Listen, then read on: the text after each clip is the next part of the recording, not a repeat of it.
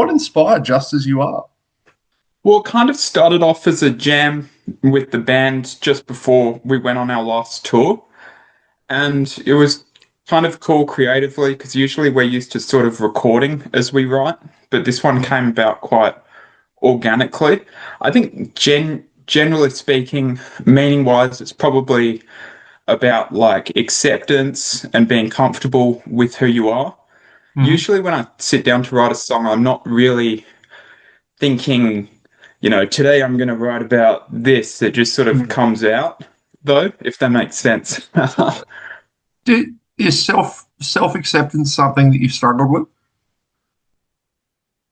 Really? I Mhm. feel pretty all right, but I think it's more about kind of self-acceptance for your friends and loved ones, I think, is kind of more the angle Hmm. that I think subconsciously I was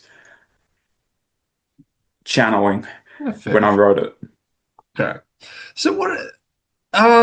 The band has done a couple of EPs. I understand. Have you guys done a full length yet? In the works. Oh, okay. So this is Um, something. This it's is a just been a goal. good. Yeah, it is. Just the music industry can be so fast-paced nowadays that EPs have really worked for us as a way to sort of get our name out there.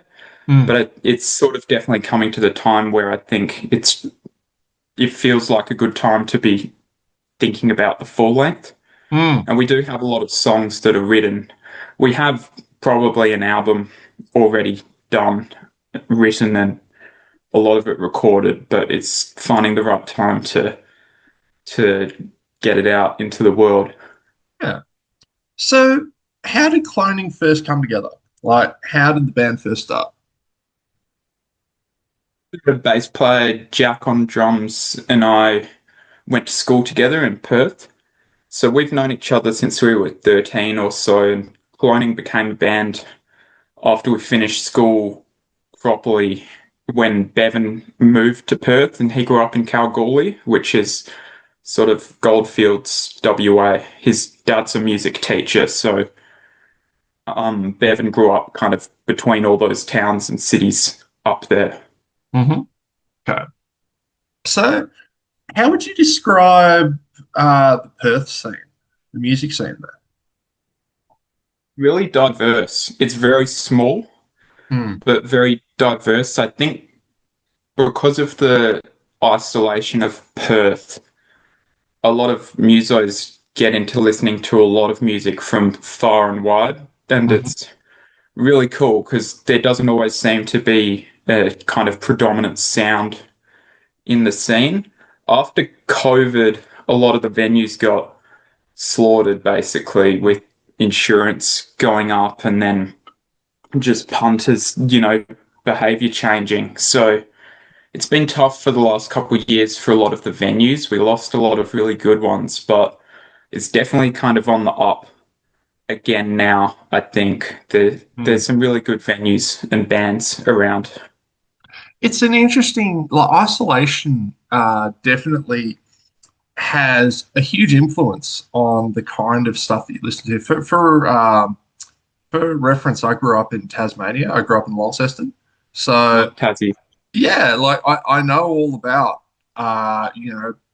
seeing bands touring and they are always missing your town, and always feeling like you're missing out. And Yeah, so as a result, you've got this small scene that kind of pollinates within itself because it doesn't have outside stuff coming in, and you can find some really interesting bands have come from that. Like, I don't know how.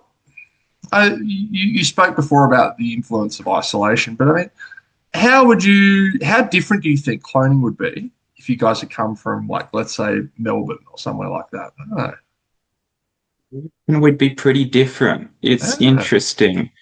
I think as well, something about music made from isolated places which aren't always necessarily looked at by the industry as kind of a Mm, go-to place. Even mm, though WA's had a lot of amazing, some of Australia's most successful bands, but it does feel sometimes like it's another country to the rest of Australia. So I think it can kind of be that challenge can galvanize an artist to sort of just really perfect their craft and try and make stuff that's unique.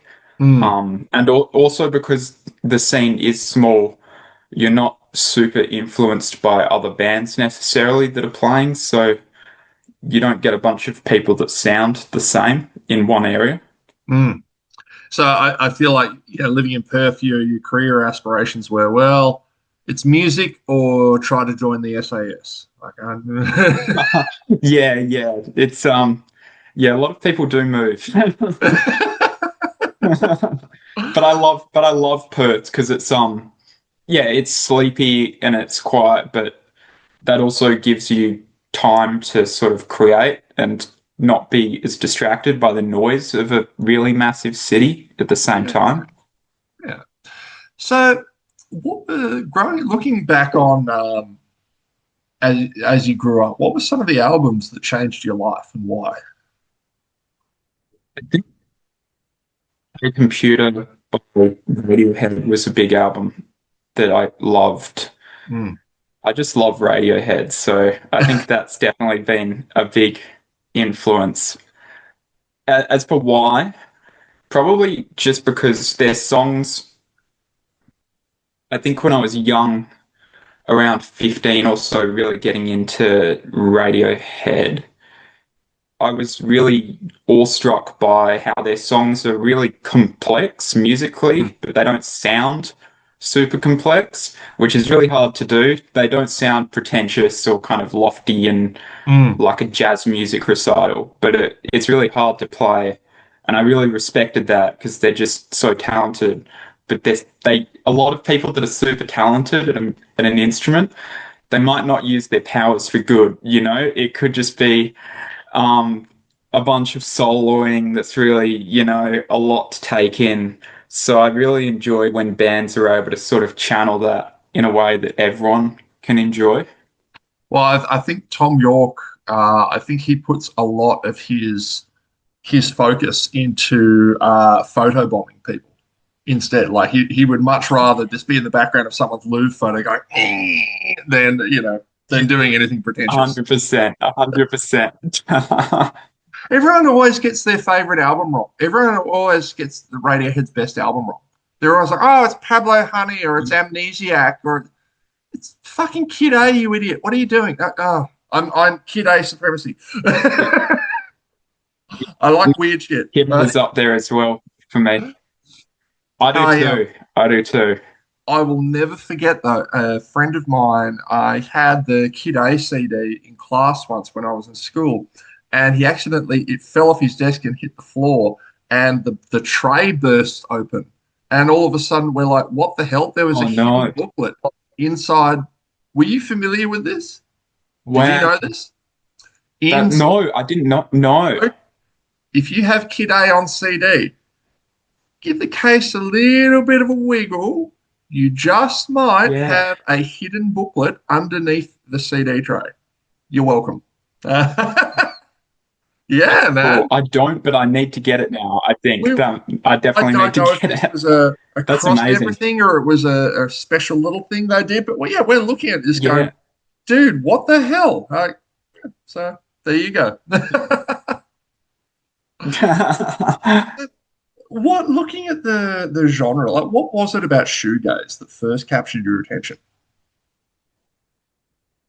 It's the one who introduced me to that style of music, Mhm. and I'm sorry, so it, there was a little bit of Bevan's our a glitch. oh Who introduced you? Bevan, our guitarist, was the one who introduced me to that, and I'd never heard anything like it. And it was quite a while ago, even before the band had properly started. But Mhm. bands like Slow Dive and My Bloody Valentine, Mm. and I think it's just how differently they're using their guitars, and it just sounds so massive and immersive and synth-like. Mm. And we really like messing with pedals, so I think I just really was struck by it, basically.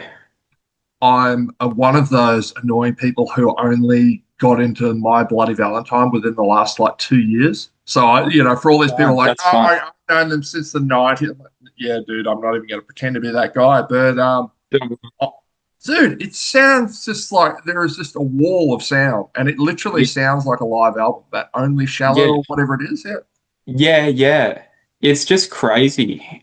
yeah. And it's such a strange subgenre, little genre of music. There weren't many bands doing it, and it's stuck around, which is really cool because I'm like you, I'm usually late to stuff, and I hadn't heard of it until, a few years ago, but it's just so creative and yeah, it hits you. Who did I? There's a Japanese. Oh, help me! Really famous Japanese shoegaze band. I interviewed Mono. Is that a thing? Yes, yes, yeah, I think Yes, that's the one. Pretty sure. I interviewed I that know guy who you're just after talking Steve about. Albini died. He was, Really? That's yeah. cool. I, it made me wonder. What do you think shoe? Because obviously a lot of the bands that I interview are very, very heavy metal. Do you think shoegaze's answer to the Wall of Death would be?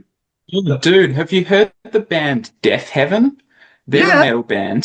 Yeah, well they're influenced by shoegaze. And I'm a big fan of them. I like a lot of metal as well, even Mm. though our music isn't hell metal. But that was cool because they're black metal combined with shoegaze, and that's insane. Mm. Seen them live, and it's crazy good.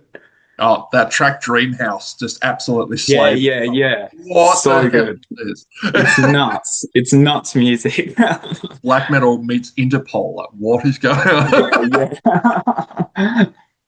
Oh, mate, I had to say, having seen the three of you playing, you've all got very nice hair. Now, I'm like the voice of Christmas. Yeah, I'm your future coming at you. What is your hair loss plan?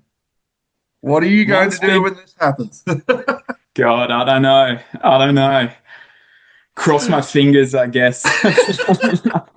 I may have accused the guy from Eskimo Joe of worshipping the devil because he's in his 50s and still has amazing hair. And like, Got a great head of hair. Yeah. It's it's impressive. astonishing. It is. I don't know how he does it. Oh man. Oh dude. This has been rad. Thank you very much for your time today, dude. My pleasure. Thanks for Yeah, having me man. on. No worries, man. Look, and yeah, well done with Just As You Are. It's a beautiful Thank you. track. Thank you.